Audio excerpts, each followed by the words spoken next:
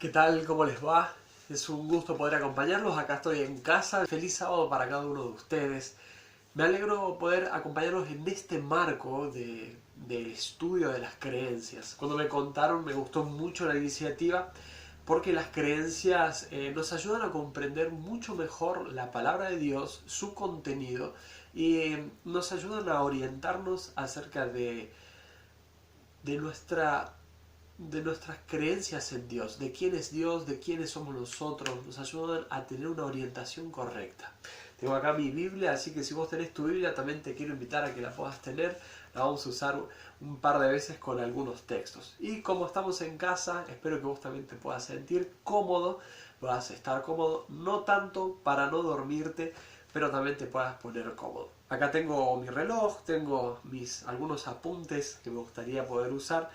Pero en este sábado sobre todo me gustaría que podamos analizar esta doctrina, que es una doctrina muy importante, seguramente que todas, todas son muy importantes, pero esta a mí en lo personal me gustó mucho y lo encuentro de mucho crecimiento. Cuando leí el tema, cuando estudié acerca del tema, sentí que me sirvió de mucho crecimiento. Bueno, para los que no me conocen, me presento. Yo soy Ezequiel Quintana, pronto a ser papá. Dentro de poco voy a ser papá de mi hija, que está por nacer, y espero que pronto también, si no te conozco, nos podamos conocer un poquito más, pero esta vez en persona, no por medios virtuales. Bueno, eso es algo de mi vida. Estoy aquí en Libertador San Martín y soy capellán de la Universidad Adventista del Plata. Bueno, dejando eso de lado, me gustaría que podamos meternos en materia, en esto de las 28 creencias, pero haciendo énfasis en tres creencias que, como ya habrás visto, las 28 creencias están agrupadas en 6 doctrinas, que se suelen decir, ¿no?, pilares, doctrinas. Esto nos ayuda a tener una orientación de nuestras creencias. Nosotros no creemos en los dogmas, pero sí tenemos doctrinas fundamentales que nos orientan en nuestras creencias, en lo que vamos a encontrar en la Biblia como puntos en común. Y estas tres creencias que me gustaría compartir están, la primera es acerca del gran conflicto. Esta palabra, el gran conflicto, a mí me lleva a pensar en algo que abarca mucho, algo que es muy abarcante. Ya habrás visto o ya habrás leído algún libro que se llame El Gran Conflicto de Elena de White y habrás visto que es abarcante, ¿no? Y esa para mí es la clave. Es una controversia que abarca toda la historia humana, todo el desarrollo de la historia humana y más allá, y trasciende. Encontramos en la palabra de Dios y te quiero invitar, si tenés tu Biblia, a buscar Ezequiel capítulo 28. Vamos a leer dos textos, el versículo 12 y el versículo 15, así que si tenés tu Biblia anda buscándolo. Vamos a encontrar en estos textos que el profeta está hablando también de aquel acontecimiento que pasó en el cielo y marcó un inicio. El pecado tiene un inicio. Este conflicto del cual vamos a estar hablando tiene un inicio. Dice en este versículo, el versículo 12, Hijo de hombre, levántate, endecha sobre el rey de Tiro y dile, así ha dicho Jehová el Señor, tú eres el sello, mejor dicho, tú eras el sello de la perfección, lleno de sabiduría y acabado en hermosura. Y sigo leyendo en el 15, perfecto eras en todos tus caminos desde el día en que fuiste creado hasta que se halló en ti maldad. Esto escribe Ezequiel sobre aquel ángel de luz que cayó, ¿no? Dios recuerda a Lucifer como un ángel esplendoroso que cayó en pecado y que inició esto de el conflicto. Aquellos que están del otro lado, que no permanecen con Dios, están en conflicto con el Señor. Acá es donde nosotros tenemos que comprender que tenemos que tener los pies sobre la tierra para entender el conflicto.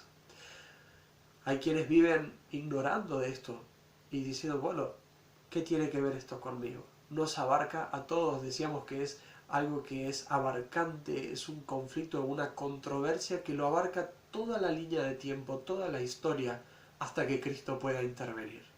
Pero entonces, ¿dónde me deja eso a mí? Vos y yo estamos inmersos en este conflicto, en esta lucha entre Cristo y Satanás. Y la lucha se desarrolla aquí en esta tierra, en tu mente, en la mía. Hay un conflicto por su creación, por la creación de Dios. Podríamos resaltar que el mal tuvo un inicio. Pero hay una pregunta que yo quiero hacerte. ¿Cuál es el tema central entre la lucha, entre la vida y la muerte? Esta lucha, en la lucha entre la vida y la muerte, ¿cuál es el tema central? ¿De qué se estará hablando? ¿Cuál es el meollo? Hay una palabra que dice así, ¿no? De toda esta cuestión. Encontramos que la palabra de Dios nos va a mostrar un poquito acerca de este centro. Vamos a ver en Mateo, tengo otro texto acá marcado con un papelito, Mateo, donde están las tentaciones que pasan con Jesús. En Mateo capítulo 4, vamos a leer dos textos. El versículo 9 vamos a leer primero, vamos a ir un poquito más adelante y después vamos a retroceder. Para entender esta pregunta, ¿y cuál es, la pregunta nos dice, ¿no? ¿Cuál es el tema central entre la lucha o de la lucha entre la vida y la muerte? ¿Cuál es? Dice la palabra de Dios y le dijo, todo esto te daré si postrado me adorares. Cuando Satanás se encuentra con Jesús en el desierto y lo tienta, le dice, bueno, convierte esta piedra en pan, o tírate que a los ángeles va a mandar, o también ya al final le dice, adórame y todo esto te lo voy a dar. Ahí encontramos el centro de este conflicto, es la adoración. La adoración a Dios o a otra cosa, a otro ser.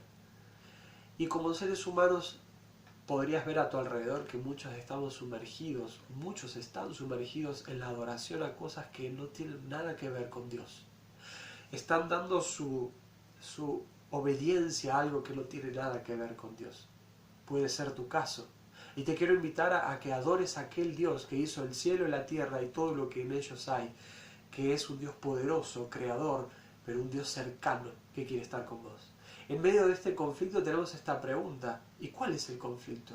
¿Es la adoración a Dios o no? La adoración a otra cosa. Jesús le contesta en el versículo 4, en otro momento previo le dice, escrito está, no solo de pan vivirá el hombre, sino de toda palabra que sale de la boca de Dios. Y me quedo con esto, esta es nuestra herramienta. La palabra de Dios es nuestra principal herramienta en la lucha, en este gran conflicto contra Satanás, o en la lucha entre Cristo y Satanás. Dios no nos ha dejado solo, nos ha dejado aquí su palabra, su orientación, la guía, que si nosotros nos aferramos, vamos a encontrar a Cristo cerca de nosotros. Ahí el Espíritu Santo está obrando por medio de la fe, que tiene, es la llave que habilita, ¿no es cierto?, el poder infinito de Dios, la oración, la fe en Cristo. Ojalá vos te puedas acercar de esa forma a Dios. Quiero seguir avanzando porque habíamos dicho que la doctrina de la salvación compone tres creencias. La primera es la del gran conflicto. La segunda, vamos a ver de qué se trata, acerca de la vida, la muerte y la resurrección de Cristo. Seguramente has leído muchos pasajes en los Evangelios o en el Nuevo Testamento que hablan de Cristo, incluso en el Antiguo, porque se hace una mención enorme a Cristo en el Antiguo Testamento. ¿Cuál será cuál será el motivo por el cual Cristo vino a morir a esta tierra? ¿Sabes? Tengo anotado acá, ¿no?, la vida y la muerte de Cristo. La Biblia te muestra el profundo deseo de Dios por tu salvación y tu valor como su creación. Eso es uno de los propósitos de la Biblia. Podríamos mencionar que la Biblia tiene muchos propósitos, ¿no? Mostrarnos o abrirnos los ojos con respecto a este conflicto, pero también mostrarte de que tenés valor para Cristo. Y Cristo tomó el mayor riesgo que podía tomar. No solo Cristo, la deidad tomó el mayor riesgo y se ocupó y está ocupada a tiempo completo en la salvación del ser humano. Para mí es increíble. Y espero que vos estés razonando en esto, de que es algo impresionante, de cómo Dios te busca y te quiere salvar. Dice que nosotros tenemos el valor que Dios nos da. Es algo que había notado aquí. No se trata de que de lo que alguien venga y te diga, no, vos no valés de nada. ¿Cuál es el valor que Dios te está dando? ¿Pensaste en eso? Reflexionemos un momento en cuál es el valor que Dios nos da. ¿Qué dice la Biblia de qué vales vos? Yo no estoy diciendo que valemos tanto dinero, sino que si Dios estuvo dispuesto a darlo todo por su creación, será porque tiene un amor tan profundo que valemos lo que Él dice que valemos. Valemos la salvación o la muerte de Cristo en la cruz para que Él nos dé la salvación, mejor dicho. No por lo que yo sea ni por lo que vos seas, sino por el amor infinito. Eso vales, el amor de tu Creador. Anoté otra cosa, ante el problema del pecado, Dios toma la iniciativa. Y ahí, cuando estaba pensando, lo anoté esta idea y no quería dejarla pasar. Dios toma la iniciativa, no es algo de que el ser humano podamos hacer, podamos solucionar. La muerte, la vida y la muerte de Cristo y su posterior resurrección nos hablan del riesgo y la iniciativa que Él tomó, dejándolo todo por nosotros sin un plan B. Cristo siempre va a dar el primer paso. Cuando se trata de la obediencia, no hay nada que Él no te esté pidiendo que Él no haya hecho antes o que no esté dispuesto a hacer. Pero ya lo hizo y te dejó ejemplo.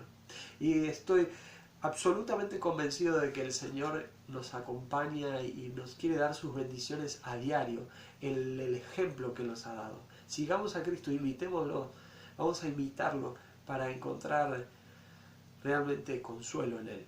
Imitar a Cristo nos da una vida mucho más elevada y nos da propósito. Qué lindo que es eso. Algunas ideas más. El rescate de Cristo logró que tengas opciones.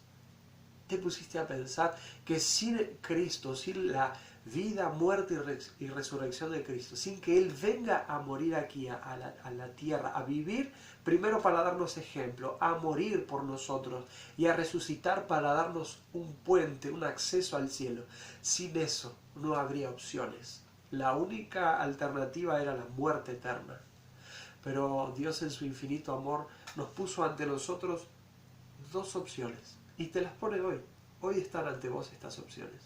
La vida, la muerte, las bendiciones y las maldiciones, como le hablaba al pueblo de Israel. Si me obedecen, estarán bajo mi protección especial, porque quieren estar conmigo. Dios quiere estar con vos.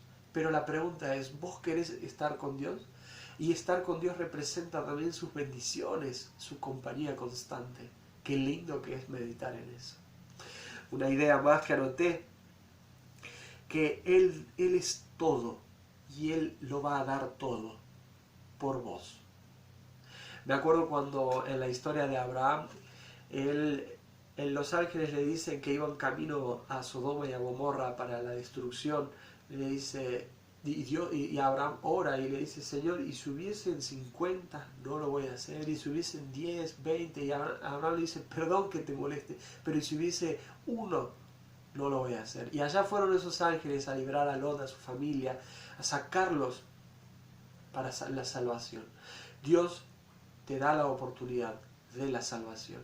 Y en esta creencia podemos encontrar muchísimo. Quiero que me acompañes, si tenés ahí tu Biblia, vamos a 2 de Corintios, capítulo 5, versículo 19. 2 de Corintios, la epístola que nos habla tantas cosas interesantes, un mensaje dado a aquellos hombres de aquella ciudad, pero que se adapta también para nosotros porque es un mensaje directo para nosotros. 2 de Corintios capítulo 5 versículo 19 dice así, hablando acerca de estas opciones que Dios nos da. Aquí está. Y Dios estaba en Cristo reconciliando consigo al mundo, no tomándoles en cuenta a los hombres sus pecados, y nos encargó a nosotros la palabra de la reconciliación. Jesús estaba reconciliando al mundo. Cambió, los brasileños dicen no trocar. Él cambió la situación. Él se puso en tu lugar y nos dio la oportunidad de ponernos en el lugar de Cristo, de llevar el yugo de Jesús, que es más ligero. ¿Vas a aceptar ese ofrecimiento? Gloria a Dios por eso. Ojalá lo puedas hacer cada día de tu vida, decidiendo constantemente. Pero que sigue avanzando estas creencias, ¿no? Ya vimos el gran conflicto, la vida, muerte y resurrección de Jesús. Podríamos hablar mucho, pero por cuestiones de tiempo podríamos mencionar esto. Y bueno, me quedo con ganas de seguir hablando más de este tema, pero quiero que podamos charlar acerca de esta tercer creencia que vamos a tocar hoy. Es acerca de la experiencia de la salvación, algo que tiene que ver con lo que acontece en tu mente, con lo que el Espíritu Santo desea hacer con muchas ansias y que vos le permitas hacerlo. Voy a leer algunas cuestiones que subrayé en este libro de las creencias. Está muy bueno, nos expone de una linda forma, de una linda manera clara todo este contenido de las creencias. Resalté el arrepentimiento, parar en la vida y confrontar la realidad. Es algo que anoté ahí al margen. El arrepentimiento es eso, es parar. Dice que en hebreo significaba sentir pesar y cambiar de parecer, en otro significado, en el griego, cambiar de parecer, cambiar de rumbo, reorientarnos. Y yo lo veo al arrepentimiento como parar y confrontar la realidad. A veces estamos agitados, corriendo sin querer entender o aceptar nuestra realidad, ocultándonos en los quehaceres. Estamos ocultando nuestros pecados. El arrepentimiento se trata de eso, de un alto. Dios te está diciendo, espera, pensá y medita un momento, cuando dejamos al Espíritu Santo obrar en nuestra mente. El arrepentimiento va a generar una motivación. A ver, la pregunta sería, ¿cuál es la motivación de tu arrepentimiento? Cuando encontramos las historias de Judas y de Pedro y las confrontamos, vemos que Judas sintió remordimiento y él no era un arrepentimiento genuino. Él fue y quiso arrebatadamente deshacer lo que había hecho, pero no estaba arrepentido. No estaba arrepentido por lo que había hecho. Jesús busca en vos un verdadero arrepentimiento. Dios lo busca. El Espíritu Santo te mueve a eso. ¿Le estás dejando a Dios? El verdadero arrepentimiento podríamos tomar como ejemplo al de Pedro, cuando después de haber negado a Cristo fue y lloró amargamente, dice la palabra de Dios, que había traicionado a su maestro. Un arrepentimiento que no lo llevó a matarse, a quitar la vida y transgredir la ley de Dios, sino a mirar hacia adentro y decir, ¿qué hice? Y él experimentó las consecuencias más profundas del pecado.